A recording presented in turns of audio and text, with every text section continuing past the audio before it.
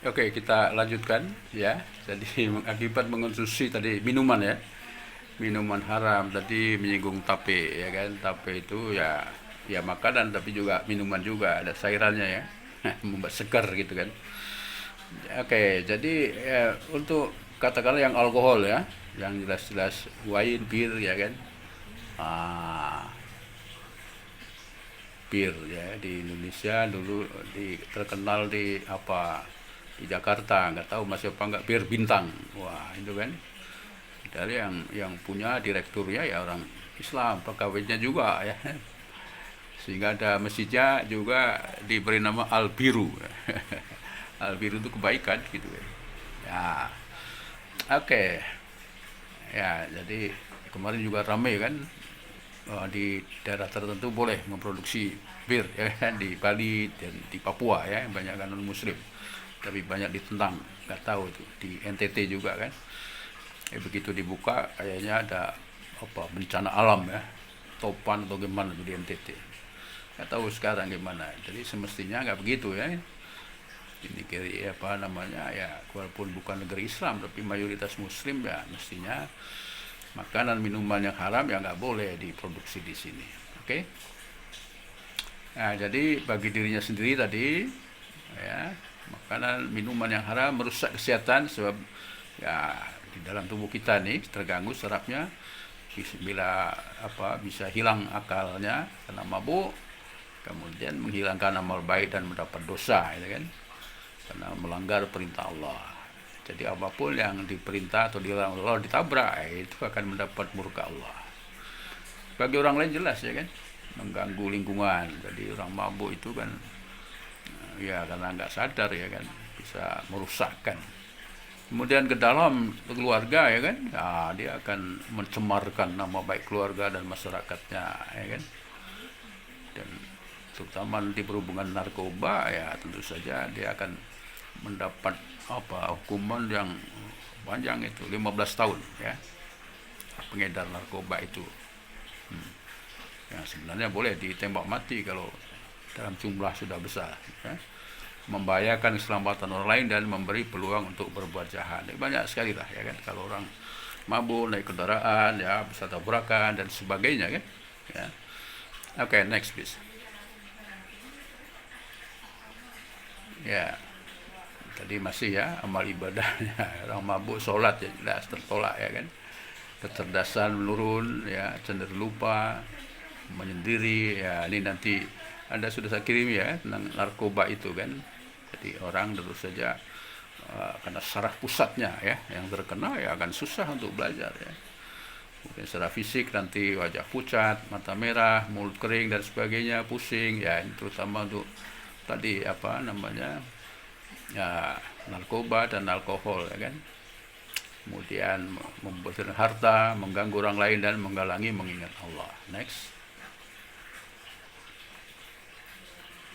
Oke, bicara cepat saja karena waktu ya.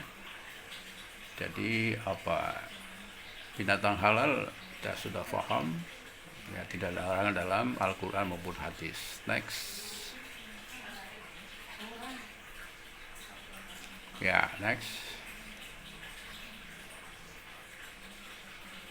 Ya, jadi itu binatang laut ya kan, atau air ya, itu semuanya dihalalkan ya dalam surat Al-Maidah 96. Ya, next. Nah, ini beberapa contoh ya hewan darat yang dihalalkan. Next. Anda boleh membuat pertanyaan nanti di akhir kuliah ya kan. Binatang haram dimakan unsur Islam, diharamkan karena banyak mengandung mudarat. Next. Ya, jadi dalam Al-Quran ya, dalam tadi contohnya surat Al-Maidah ayat 3, kemudian kotoran kecil dan ya yang nggak boleh ya, hewan-hewan yang zina ya, yang peliharaan ya seperti himar dan sebagainya. Next.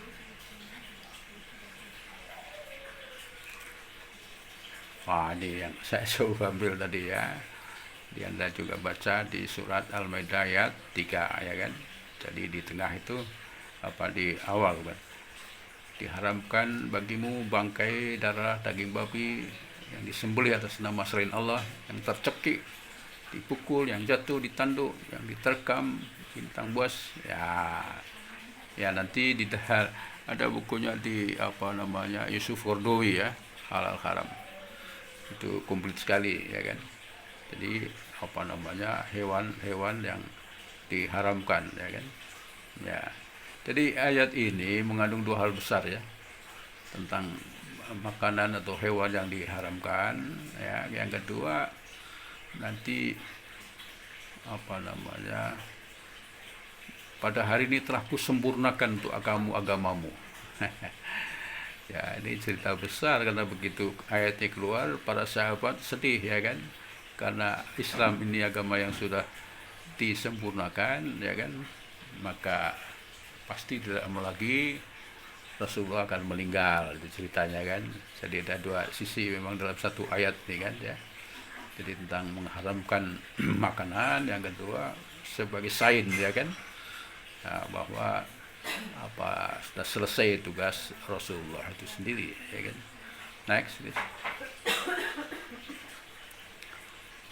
Ya, ini surat Al-A'raf ya. Ya, jadi di sana juga berhubungan dengan dua masalah ya. Yang satu adalah mengharamkan segala yang buruk ya.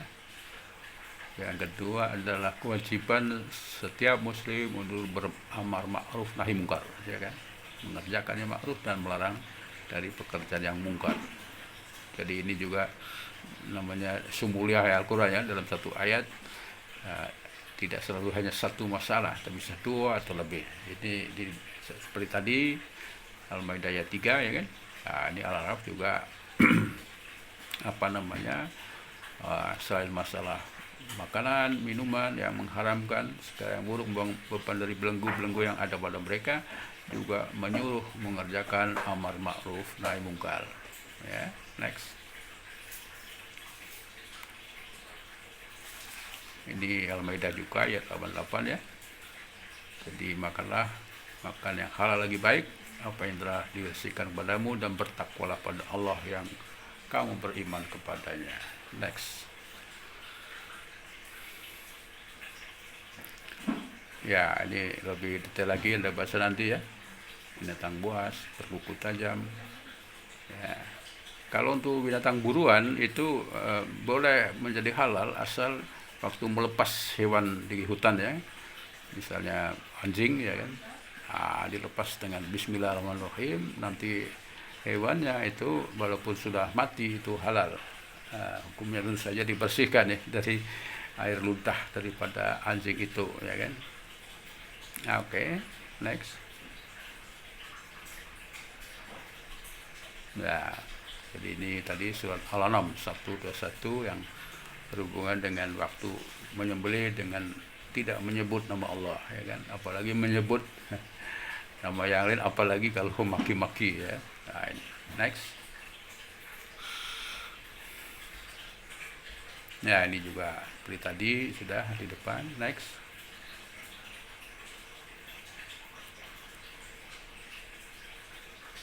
Ya. Jadi menguatkan ayat 3 dari surat Al-Maidah ya. Makanan bangkai, darah mengalir, daging babi ya, kotor, ini diharamkan. Kecuali terpaksa. Ini ada kecuali keadaan terpaksa, artinya di perjalanan tidak ada makan lain ya, kecuali mungkin membawa anjingnya ya, untuk bertahan hidup, kemudian menyembelih. Ini misalnya saja ya kan, babi atau anjing itu yang haram ya, dalam keadaan darurat boleh, asal tidak berlebih-lebihan atau melampaui batas ya kan. Ini jadi dalam keadaan darurat yang haram menjadi halal, tapi tidak berlebih-lebihan ya. Next. Ini sudah yang berkuku tajam tadi sudah. Next. Ya, tadi sudah disebutkan ya bagaimana akibat mengkonsumsi binatang yang haram ya. Jadi fisiknya ya, tubuhnya, kesehatannya, kemudian sampai di dalamnya, jiwanya, wataknya, mentalnya.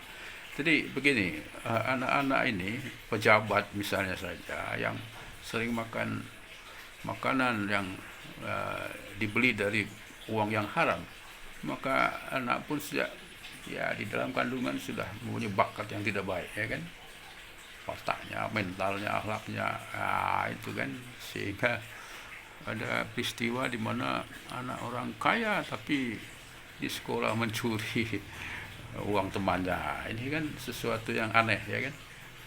Ya, kemudian menimbulkan kerakusan dan kepuasan, ya tentu saja dosa, sehingga mendapatkan azab Allah. Next. Ya, ini sebagai penutup saya kira ya. Sebagai penutup, dari makanan minuman haram disebutkan haram. Kita mengambil saja dari Google itu kan, hanya adalah hidayah. Susah untuk menerima hidayah dari Allah, ya kan, petunjuk dari Allah, artinya ridho Allah. Jadi orang yang ingin dicintai oleh Allah, tentu saja kita harus ya merayu Allah supaya istilahnya tersenyum gitu kan. Nah, ini kalau sudah nabrak-nabrak yang dilarang, ya tentu saja Allah tidak akan suka pada kita, sehingga hidayah pun susah diterima. Yang kedua berhubungan dengan kita nih, otak ini gitu. Ya, otak kita, akal kita ini bisa mengalami ya ketidaknormalan, ya kan, apalagi tadi narkoba, alkohol, ya kan. Ya, jadi bahaya daripada narkoba, alkohol itu adalah memang tidak membunuh secara fisik, tapi membunuh otaknya itu, sehingga memang pantas pengedarnya ini dihukum yang seberat-beratnya itu, ya. Reject, menolak ibadah, ya kan. Yang jelas ya kalau sholat mabuk, ya jelas tidak akan diterima, ya kan. Ini contoh kecil, belum bagi yang lain tadi, ya kan, dia ibadah tetapi tadi uangnya hasil yang tidak halal, makanannya juga tidak halal, ya ibadahnya ya ibadah percuma saja gitu kan. Nah, sebaliknya ini kan Allah membencinya. Jadi sebagai contoh yang mudah tadi, Nabi Adam alaihissalam sudah ada di surga, ya kan, tapi kok melanggar aturan Allah, ya kan, ya kemudian diturunkan, ya walaupun ada hikmahnya, ya kan, karena Nabi Adam dari Siti Hawa turun ke bumi, jadilah kita, ya semuanya ini skenario dari Allah SWT. Tapi beri contoh tadi, ya kan, jadi jangan makan buah kuldi, kemudian diturunkan dari surga, ya kan, ke dunia ini. Oke, yang M ya M banyak seperti sekarang ini ya, 5M. Jadi ya akan mempersusah untuk belajar Al-Quran misalnya saja kan, belajar agama, ya kan. Itu misalnya. Jadi M ini luas, ya kan. Next please. Oke, sekarang yang lubang bawah ini barangkali ya, penyakit alat kelamin. Next. Ya nanti Anda lihat sendiri, ya kan, alat organ wanita dan pria. Next. Ya ini untuk alat reproduksi pria, ya. Jadi kalau secara ilmiah kan tidak porno, ya kan. Next. Ya ini perempuan. Next. Ya, next. Ya, jadi ini berhubungan terutama yang lubang atau titik bawah ini alat kelamin, karena berhubungan dengan penyakit kelamin. Banyak sekali ini nanti beberapa saja ya, Anda baca juga sendiri: gonore, sifilis, herpes, kandidiasis, dan AIDS. Ya, next. Ya, sehingga nanti kuncinya adalah menjaga diri dari perbuatan zina tadi. Jadi pemanfaatan alat seks kita ini, ya kan, mulai dari yang tidak boleh semena-mena seenaknya sendiri gitu, sehingga ini menjaga diri, ya kan, dari pemakaian alat kelamin untuk hal yang tidak diridhoi Allah SWT. Next. Ya, ini salah satu sumbernya dalam surah Isra ayat 32 ya, wala taqrabu zina ya. Innahu kana fahisyatan wa sa'a sabila. Janganlah kamu mendekati zina, sungguhnya zina itu adalah suatu perbuatan yang keji dan suatu jalan yang buruk. Ya. Next. Ya. Ya, ini apa ada yang 5 tapi dari 10 juga ya. Kita coba apa namanya 5 ini secara sepintas dulu, nanti kita uraikan. Yang pertama dimulai dari mata, menjaga pandangan. Ya, di dalam Al-Quran nanti beberapa ayat juga ya kan, tundukkan pandangan matamu itu. Jadi ini yang bertabrakan dengan budaya Barat, ya kan? Di sana justru mata ini diikuti, sehingga hal-hal apa namanya ini yang berhubungan dengan masalah erotis ya itu sangat digalakkan di Barat, sehingga Anda bisa lihat pakaian olahraga di Barat tentu saja dia akan membuka aurat dan sebagainya itu ya kan. Nah, ini bertabrakan dengan ajaran Islam ya kan, untuk menjaga pandangan, termasuk di dalam nomor 2 itu ya, menjaga cara berpakaian. Jadi luar biasa nih, ini ayat-ayat ya 1400 tahun yang lalu, tapi semakin kesini semakin relevan ya kan. Jadi penting sekali apa dari tangan mata, kemudian juga pakaian ya, cara berkomunikasi laki-laki dan perempuan ya, kemudian apa namanya ini campur aduk ya, ikhtilat ya, kemudian yang kelima masalah pernikahan. Next. Ya, jadi yang pertama tadi Ibnu Katsir bahwa Allah melarang semua hambanya melakukan, mendekati dan melakukan segala hal yang penyebab dan faktor pendorong terjadinya zina, ya kan? Jadi umat muslim itu harus menjaga pandangan dari hal-hal yang memicu. Wah, ini kurang jelas ya. Apa namanya? Menjaga pandangan itu adalah pandangan kepada lawan jenis, ya kan? Jadi dalam surat An-Nur ayat 30, ya kan? Jadi tadi pandangan yang memicu ke perzinahan ya. Ya kelihatan itu perzinahan. Surat An-Nur, katakanlah kepada orang laki-laki yang beriman, hendaknya mereka menahan pandangannya dan melihara kemaluan, yang demikian itu adalah lebih suci bagi mereka. Sesungguhnya Allah Maha mengetahui apa yang mereka perbuat.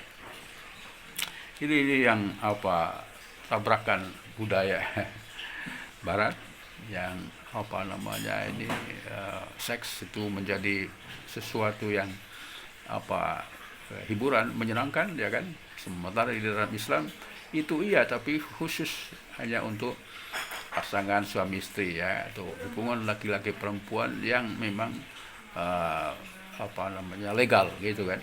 Ini nanti ada tabrakan di situ ya, antara budaya di Barat pada umumnya dengan budaya Islam.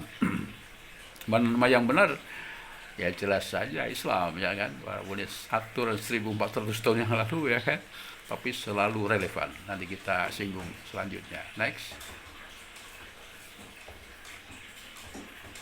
Ya, jadi di 2 ya, menjaga pandangan tadi.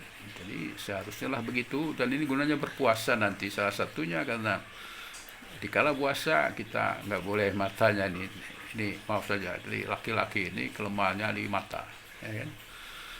Makanya harus menundukkan pandangan matanya itu ke lawan jenisnya ya kan. Jadi nanti di beberapa hal ini berhubungan dengan cara berpakaian ya kan. Umat muslim baik perempuan lagi harus menjaga cara berpakaian untuk menghindari perbuatan zina.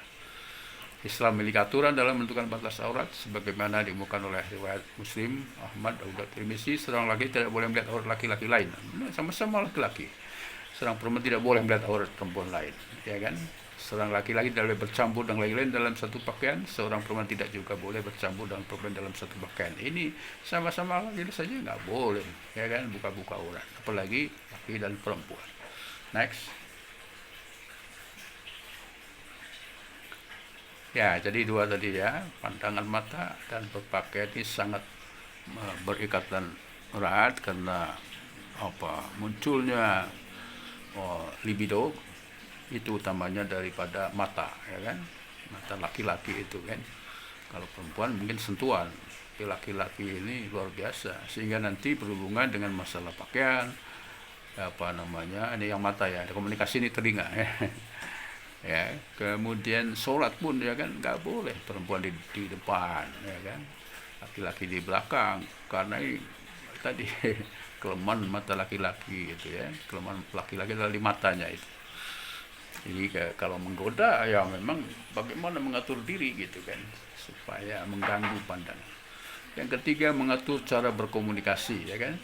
Nah, jadi ini wanita adalah godaan terbesar bagi kaum laki-laki, mengatur cara berkomunikasi ya. Jadi suaranya dibuat-buat dan sebagainya kan. Seperti begitu. Ya Al-Ahzab 32, janganlah kamu tunduk dalam berbicara sehingga bagian orang ada pada penyakit di dalam hatinya. Next. Ya ini tadi ya, ikhtilat. Bahasa Inggrisnya apa? Intermingling, campur aduk. Ini yang dalam kesenian ya kan, musik lah, tari-tarian. Ini yang sangat-sangat kemungkinan besar terjadi ya, campuran pria dan wanita ya. Campuran wanita di sekolah, di kantor, di angkatan umum dan lainnya ya. Apalagi tadi dalam kesenian, makanya harus hati-hati kalau masuk dalam grup kesenian. Dalam keadaan dua hal ya, senang, yang kedua biasanya buka aurat. Minggirlah kalian, tidak boleh bagi kalian, ini hadisnya, berjalan di tengah jalan, adalah kalian berjalan di pinggir jalan ya. Kemudian tadi sudah disinggung pengaturan saf wanita dan pria, kita menunaikan sholat ya. Next. Yang kelima adalah menikah. Ini suatu yang tadi sudah disinggung ya, di barat paling 25% yang menikah. Yang lebihnya adalah ya free sex gitu kan. Di Islam ini yang di perhubungan, saya pernah bawa kali di Kuala Lumpur di Malaysia itu kan, mencegah penyakit AIDS. Cara yang jitu adalah menikah, berhubungan dengan pasangannya saja ya. Itu yang nanti berhubungan dengan penyakit-penyakit kelamin, tentu saja adalah dengan cara yang menikah. Jadi Islam menganjurkan umatnya untuk menikah agar menghindari dosa besar, yakni perzinahan, dalam surat An-Nur 32 ya. Sebagai pegangan salah satunya. Dan menikahlah orang yang masih bujangan dari kamu, dan juga orang yang layak dari hamba sayamu, laki perempuan. Jika mereka miskin, Allah akan memberikan kemampuan kepada mereka dengan karunia-Nya, dan Allah Maha luas pemberiannya, lagi Maha mengetahui ya kan. Nanti di dalam surat Al-Isra juga ya kan, hubungannya supaya tidak membunuh bayi ya kan, karena rezeki itu di tangan Allah itu sendiri ya. Nah, kembali ke sini adalah ini yang dilematis untuk mahasiswa ya kan. Jadi secara fisik ya sangat siap untuk dalam hal biologis ya kan, perhubungan laki-laki dan perempuan secara fisik dan moral sedang top. Nah, misalnya finansial. Nah, maka ada dua cara. Ini sekarang ya, ini tergantung keluarganya. Kalau memang siap menghidupi ya anak-anaknya ini walaupun masih kuliah itu kan, ya nggak masalah, menikah akan lebih aman ya kan. Tapi yang tidak semua orang mempunyai kemampuan seperti itu gitu kan. Jadi saya pernah diundang untuk tausiah ini ya, mahasiswa baru semester 2 menikah dengan pasangannya sama-sama lah ya, seumur gitu kan. Dan alhamdulillah juga bisa selesai tepat waktu kuliahnya kan. Kemudian juga dia sudah mulai bekerja karena menikah, tapi orang tua juga masih membiayai gitu. Jadi di situ ini perlu pengertian ya kan. Daripada berbuat zina, lebih baik menikah, kemudian tadi orang tua meridhoinya, ini bagus ya kan. Itu ya. Nah, jadi kalau di farmasi ini, kalau saya sendiri dulu lama itu kan kuliah ya kan.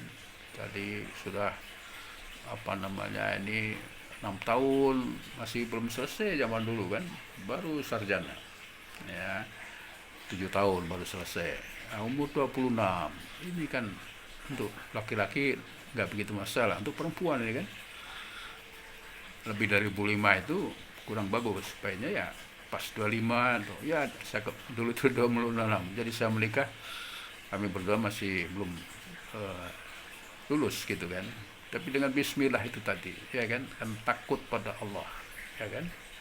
Jadi alhamdulillah dengan, tapi saya sudah walaupun belum kerja punya SK dosen ya, belum punya gaji, tapi alhamdulillah nyatanya ya lolos begitu saja kan.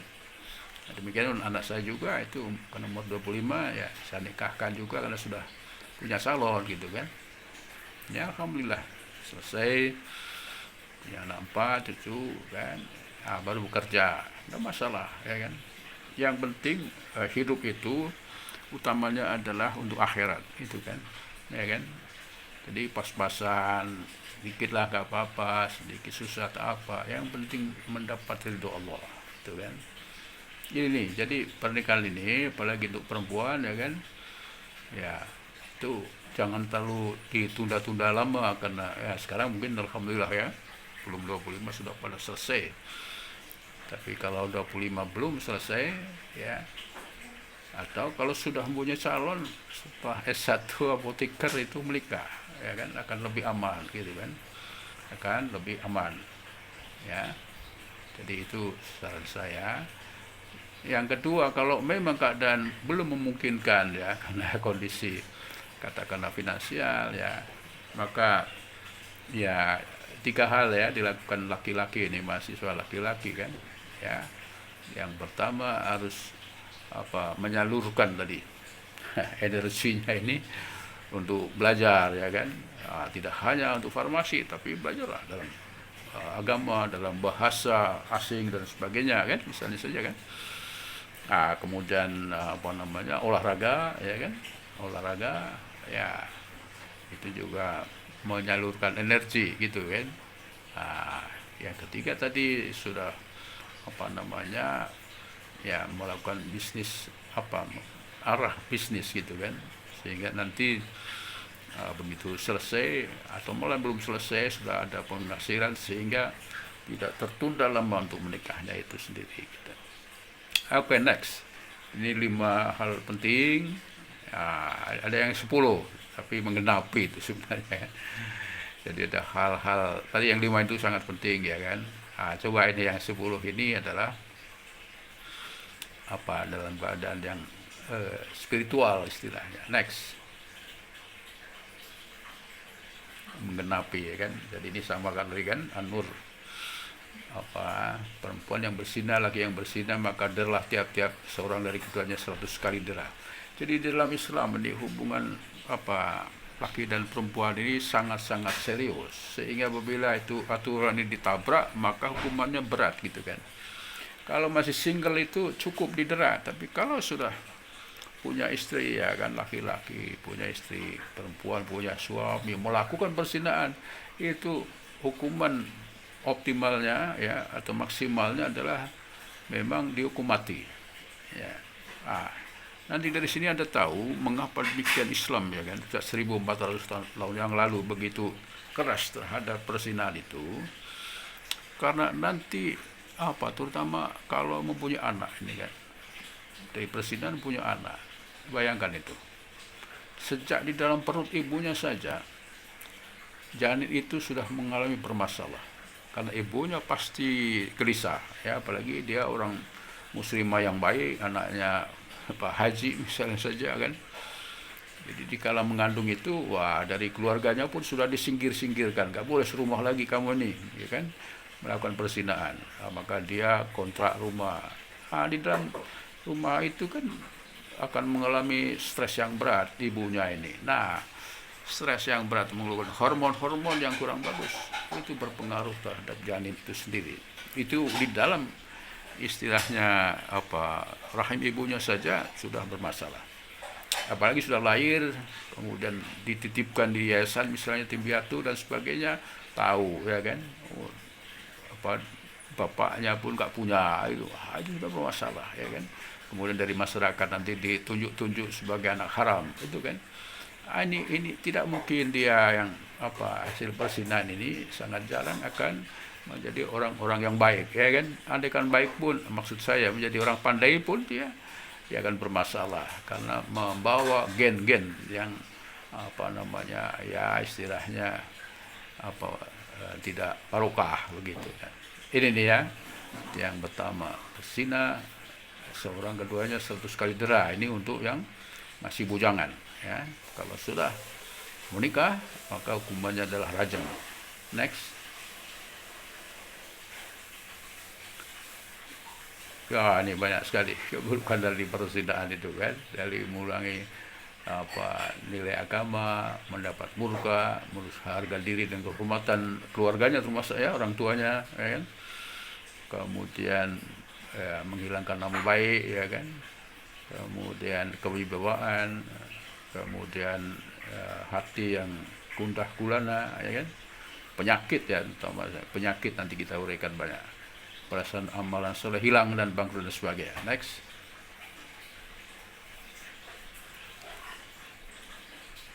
Ya, jadi apa cara yang baik?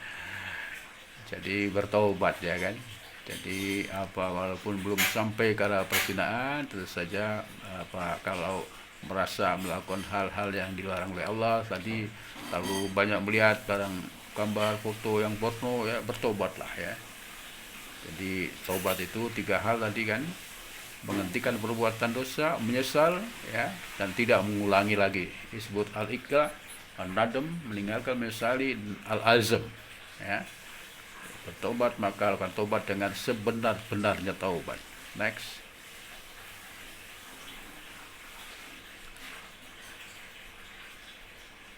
Ya, jadi apa namanya tadi, mengingat kuman di dunia ya, penyakit seksual itu. Nanti kita uraikan di bawah. Next.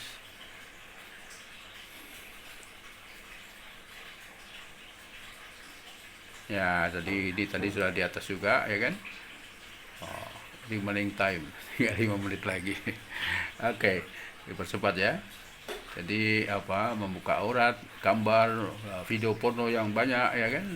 Itu harus dijauhi ya kan, hentikan. Ya. Hendaklah mereka menahan pandangannya tadi. Al-Nur 30, demikian untuk perempuan. Al-Isra, oh bukan, Al-Isra 32 itu tadi mendekati zina. Next. Ya, ini tadi ya kan, bercampur aduk ya dengan bukan apa mukrimnya ya kan, berhalwat. Next. Ya, ini tadi ya untuk menghindari ini baik ini kan, jadi apa namanya silaturahmi, berkomunitas, buat grup dengan orang-orang yang soleh ya, grup pengajian dan sebagainya ini kan, mendekatkan diri pada Allah ya kan, bergabung menyibukkan diri dalam berzikir, baca Al-Quran dan sebagainya, ini kan menjauhkan tadi ya dari apa namanya keinginan nafsu yang tidak semestinya. Next. Ya. Ini tadi sudah ya. Jadi kalau yang pelaku zina ini kalau masih single 100 kali dera ya. Di sini tidak disebutkan ya. Jadi kalau apa namanya, kalau sudah menikah maka boleh dihukum mati dengan rajam. Next. Ya. Ya, tinggalkan dosa yang dilakukan ya. Dia bersandar dengan bertaubat tadi ya. Mengerjakannya kami hapus kesalahanmu dan kami masukkan ke dalam surga Allah. Jadi ini bertaubat ya. Next. Ke-8. Ya, tadi mengakui kesalahan diri sendiri dan menyesali perbuatannya. Ini harus sering diulang-ulang ya kan, supaya tidak melakukan dosa zina lagi ya kan. Ya, next. Ya, ini juga masih hubungannya bertobat ya kan, taubat dan nasuha. Next. Jadi ini apa sering-sering ya kita melakukan taubat pada Allah dari perbuatan yang lalu dan dijaga untuk kedepannya ya kan, dijauhkan dari perbuatan-perbuatan yang dimurkai Allah itu sendiri ya. Oke, itu 10 nasihat juga melengkapi ya, dari apa namanya menghindarkan diri dari perzinahan. Next. Apa sudah? Saya lupa. Oh ya, mata. Oh ya, ini Sampai kebetulan mata ini cukup banyak ini kan. Jadi mata ini yang harus dijaga betul ya. Tadi An-Nur ayat 30, 31 ya, laki-laki dan perempuan juga ya kan sama saja ya kan. Jadi jangan berlama-lama bertatap muka begitu kan. Kecuali kuliah lain lagi kan. Dan Anda pun tidak akan menatap dosennya lama-lama kan. Next please. Oke, ya pandangan diperbolehkan jika ada kemaslahatan yang pasti. Jadi saya melihat di seminar internasional, maka muslimah ya kan sebagai pembicara dia akan walaupun tidak memakai masker ya kan, ya paling tidak menutupi mulutnya itu sehingga mengurangi, apalagi dia orang perempuan cantik tentu saja, cantik nggak cantik itu relatif ya. Jadi hidung ke bawah ditutup dengan kain begitu, sehingga tidak mengganggu pandangan laki-laki itu sendiri ya kan. Pandangan diperlukan jika ada kemaslahatan yang pasti. Next. Ya, jadi ini hadisnya ya. Jadi bersabda, sungguh Allah menetapkan atas diri Adam bagiannya dari zina. Setiap mereka mengetahui dan tidak mungkinnya. Mata bisa berzina dan zinanya adalah pandangan. Lidah bisa berzina dan zinanya adalah perkataan. Kemudian yang berzina di sini adalah tangkapan yang keras. Hati berhasrat dan berangan-angan. Ya. Dan kemaluan yang benarkan atau dustanya itu. Jadi memang ini hubungannya dengan puasa itu. Jadi sebanyak mungkin sunnah dilakukan karena dia akan ya menghindari kita ya dari segala perzinahan, dari mata, telinga, ya, kata-kata dan sebagainya itu sendiri. Next.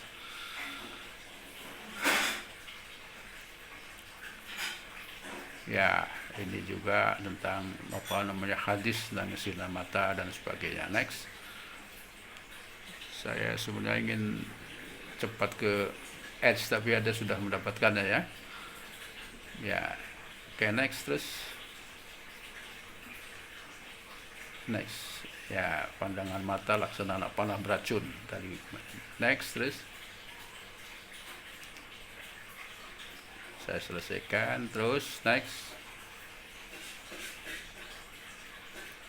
Oke, jadi doa ya agar terhindar dari perbuatan zina. Nanti ada baca sendiri. Next. Sebagai penutup saya kira. Ada lagi? Wow.